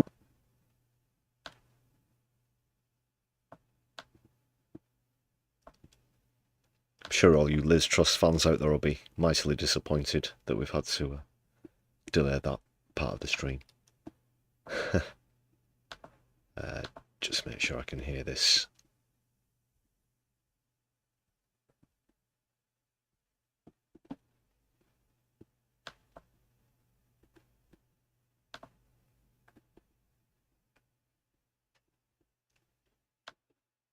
Let's do some Greenland stats, everybody.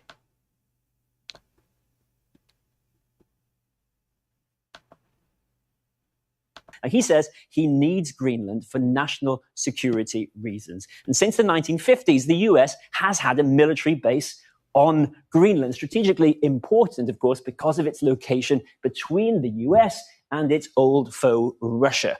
Crucially, it's also home to some of the world's largest reserves of rare earth minerals outside of China, vital for the tech, EV, and defense industries where the US wants global dominance.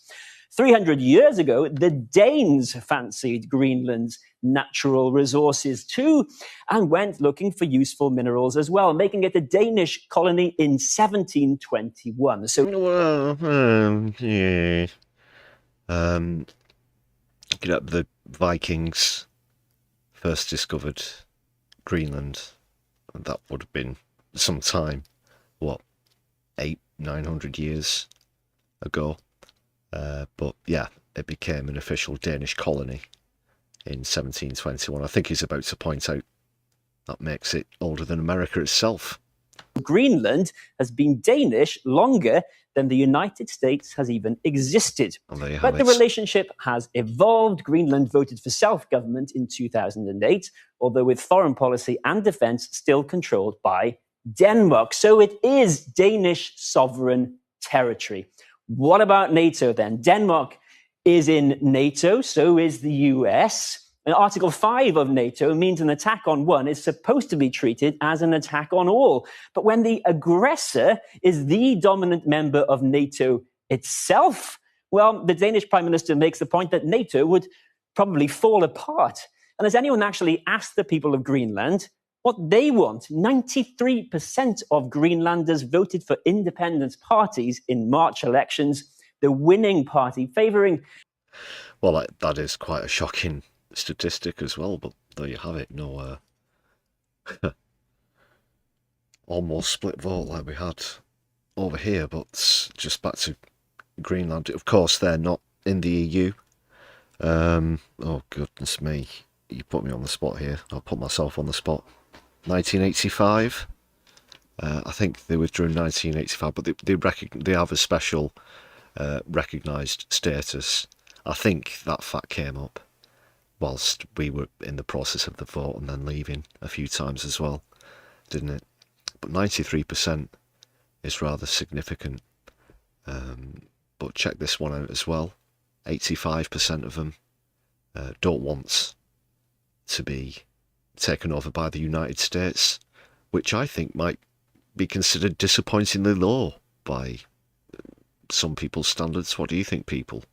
Only 85% of people want Trump to do one.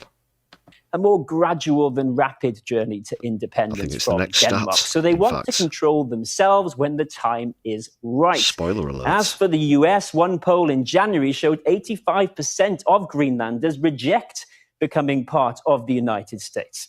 A report today suggests Mr. Trump is planning to go over Denmark and the EU's head offer Greenlanders continued self-government, but with the US in charge of defense, and also promises of economic enrichment. But his advisors have also not ruled out military intervention, meaning the fate of Greenland could yet decide the future of NATO as well as the West as we know it.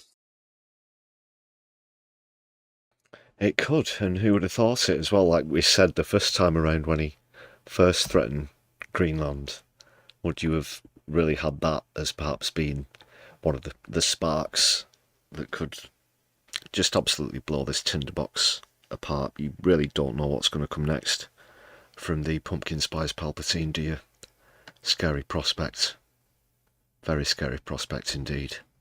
But that's all I'll say for now on Venezuela.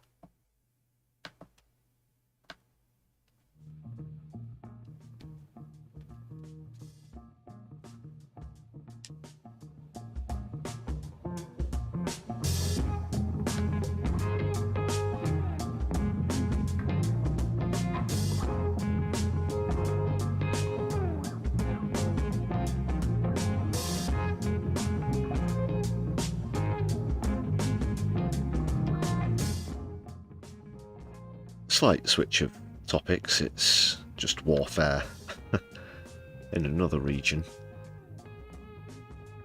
But this is some breaking news that came out just before started the stream this evening.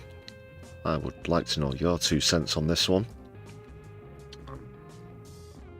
Personally appalled, but as part of any peace deal that might transpire from the Russia-Ukraine war, the UK and France would have troops on the ground in the Eastern European states. Can't say I'm keen.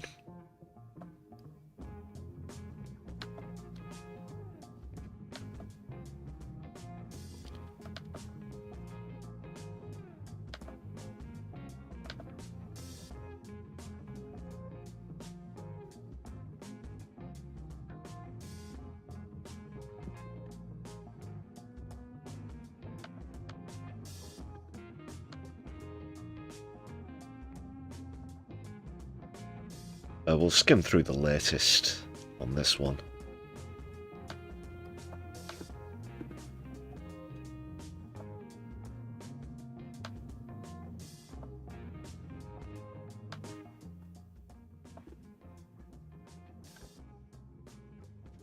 I think this is what part of the increase in defence spending's been gearing up towards. He's already pledged to throw 100 billion at Ukraine. And now this.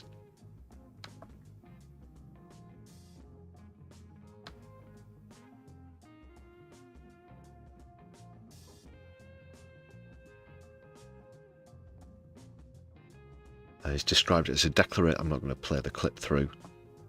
He says it's a declaration of intent. So this was ratified and signed today in Paris, obviously along with France. Zelensky calls it a huge step forward, but says it will only be enough when the war in Ukraine will end. Well, there's still no clear. This is as hollow a gesture as could possibly be, perhaps, because there's no clear end in sight. I think, if anything, this would suggest the chances of Ukraine seceding land to Russia and that new border is likely to be where these troops he's talking about would be stationed. I could picture that being a likely scenario. How do you feel about that? Or perhaps any other early theories that you have? Feel free. Sorry, I can't get my words out tonight. Feel free to throw them into the chat.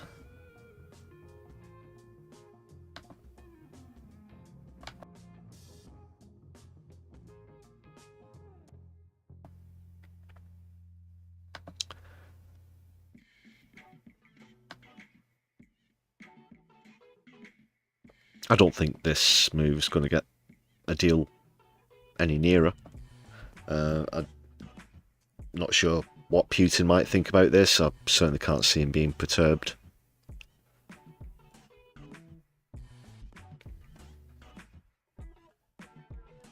No fan of the guy, but he certainly has the upper hand. Not just marginally either.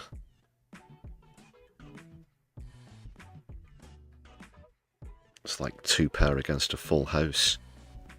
If you want another cards-based analogy.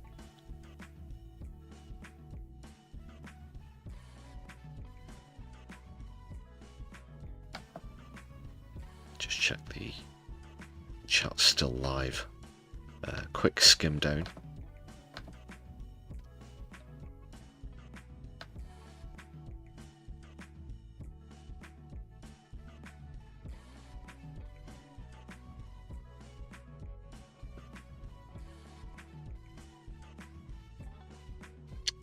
So they'll also build protected facilities for weapons of military equipment as well.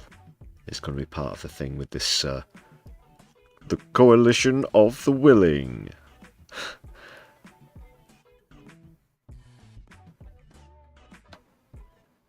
Issued by the Elysee after the meeting, committed to a multinational force for Ukraine. I don't know if a Delta force going to be involved in this. Perhaps Trump will lend Delta Force to Starmer.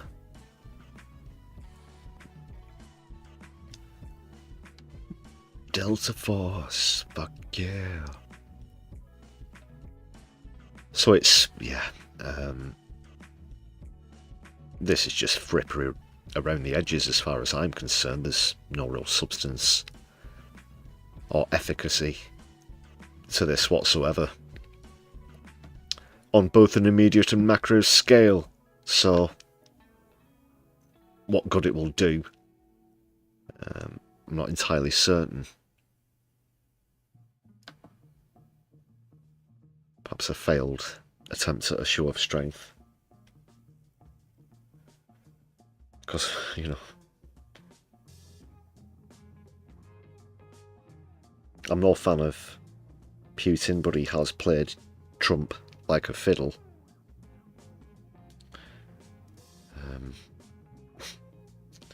Hypothetically, if Putin did want to invade Europe, it's a lot more likely at the moment that he'd be able to get Trump to do it for him. The way Trump's currently heading. But just back to my original points. If Trump can wrap... if Putin can wrap Trump around his little finger so easily, he's definitely not going to be terrified by Starmer stepping up and say, oh, well, yeah, and then we'd step in, and you wouldn't like that, would you? And then if Putin might respond, he might say, well, what are you going to do? And all Keith would have to say is, well, whatever the guy who you've got wrapped around your finger tells us to do. He'll crap his pants, Keith. He'll absolutely crap his pants at this. No, I don't think so. So I did want to mention that as it came in just before we went on stream. Bullies in the playground, says Doc Davies. Difficult to argue with that.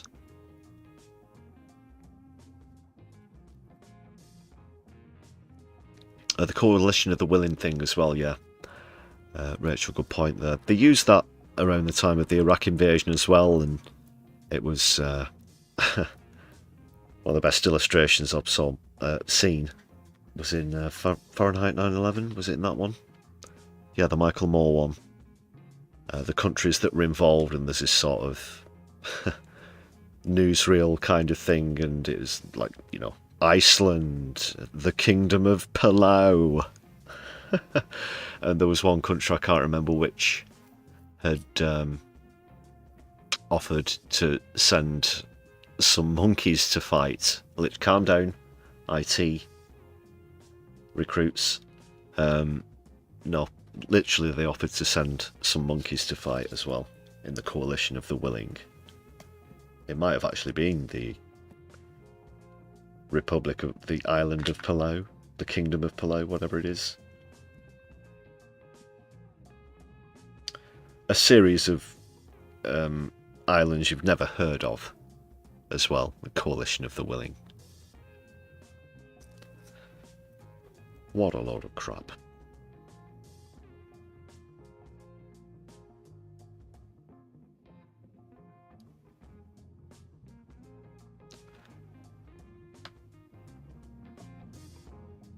I've got another comedy clip here now. I'm not sure if this is a first as well, but a first on the channel that I'm not certain who to credit for the comedy clip. You might recognise it. If you do, please let me know immediately so I can give them a shout out, and I'll look them up and put a link in the chat as well. But this is very good. This is very good. Guess a fitting way to finish the stream concerning the media narrative over warfare. This one is going to be centred around the actions of Israel more than Venezuela. Not certain who it's by or how old it is, but if you can point me in the right direction, if you recognise it, please do let me know. It's very good. It's one of those that it gets better as it goes through. Make sure that you stay to the end, and indeed the end of the stream, because we're going to be raiding as well. So take it away, as yet unidentified comedians. Might be Australian or New Zealanders.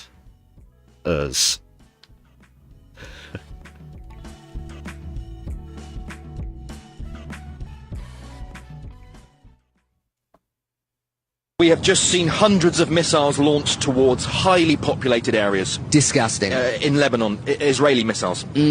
Disgustingly necessary. Additionally, fighting on the ground has already caused deaths of 300 people who were believed to be Lebanese civilians. Collateral is part of war, and we need to accept that. But turned out to be Israeli forces. Except that it is unacceptable. Most recently, reporters witnessed the death of a half-Israeli, half-Lebanese man. Sorry, I'm just trying to work out if that is evil or self-defense. Where was he when this happened? Yeah. Exactly on the border between Israel and Lebanon. Ooh. Wow, okay. Do we know how he was killed? He was struck by part of a Lebanese shell. Ah, so it was a violent, brutal... that had become wedged in an Israeli missile. Ooh. Ooh. Really struggling with this one. How brown was he?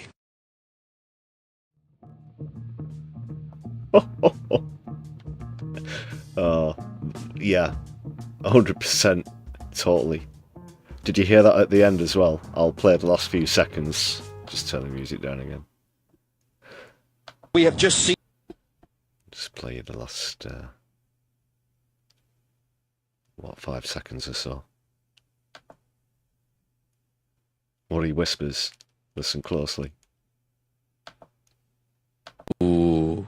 Really struggling with this one. How brown was he? Bloody hell. It happened exactly on the Israel-Lebanon border. So that might have been from last year.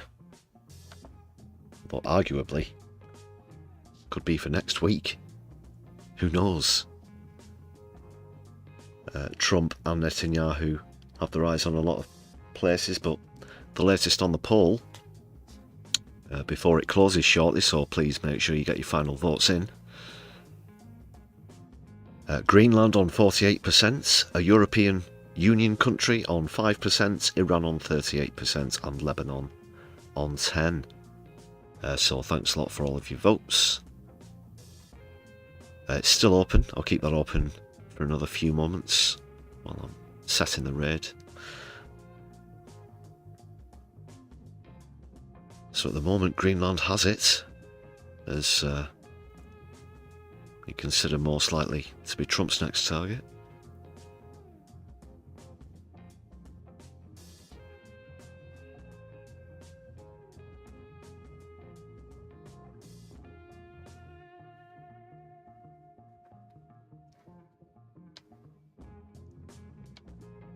And we'll also have another shout out to all the members on the channel whilst we're at it, people. Thanks again. Thanks for all the gifted memberships this evening as well.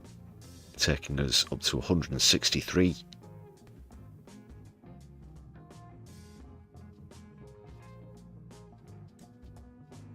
Excellent stuff, people. Just another reminder. Super thanks for open if you're watching the stream back later on. And there's a Buy Me a Coffee page. Do check that out in the description of the stream. Or any other content on the channel.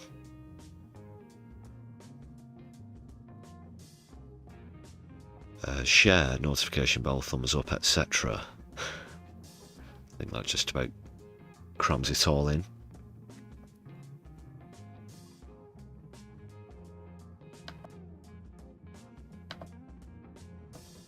Let's see who's live.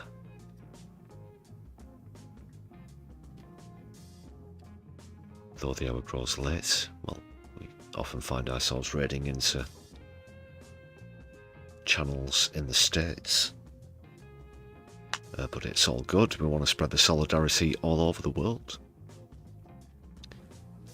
We have a This Space currently up. So I was quite right about the geography.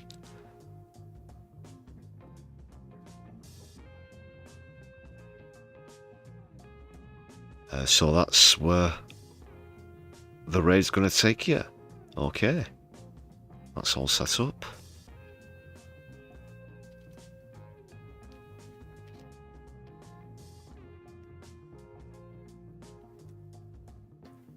I'm back tomorrow, same time of course, 10 PM for the return of PMQs and Keith's catchphrases. Please do join me there.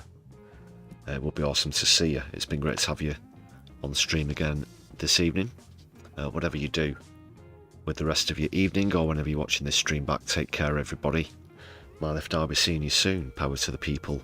Free Palestine, Lebanon, Yemen, Sudan, Venezuela. The list goes on and on. Good evening.